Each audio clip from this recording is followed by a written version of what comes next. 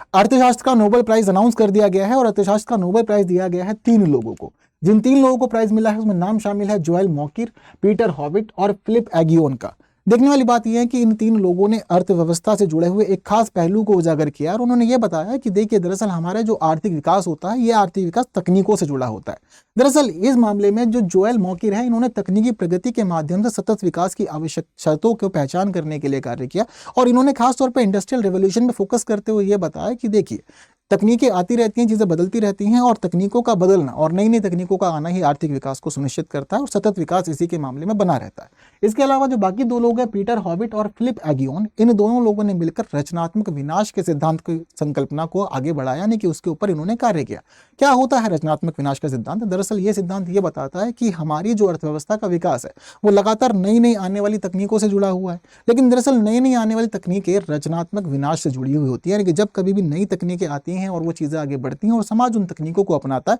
तो नई तकनीकों के आने के साथ साथ जो पिछली पुरानी तकनीकें थी उन तकनीकों को विनाश का सामना करना पड़ता है। वो समाज में अब हो जाती है पूरी तरह से अस्वीकार्य और उनको कोई भी अपनाना नहीं चाहता है और सभी लोग चाहते हैं कि वो नई स्थितियों में आगे बढ़े। तो जब कभी भी नई तकनीकें आती हैं, प्रौद्योगिकी में जिस प्रकार से हम आगे बढ़ते हैं, ये रचना के साथ साथ विनाश की संकल्पना को भी प्रोत्साहित करती हैं। लेकिन इन दोनों के माध्यम से ही अर्थव्यवस्था का विकास होता है। ये दोनों लोगों ने ही प्रॉपर चीजें क्लियर की, चाहे बात तकनीकी प्रगति को या फिर रचनात्मक विनाश के सिद्धांत की हो।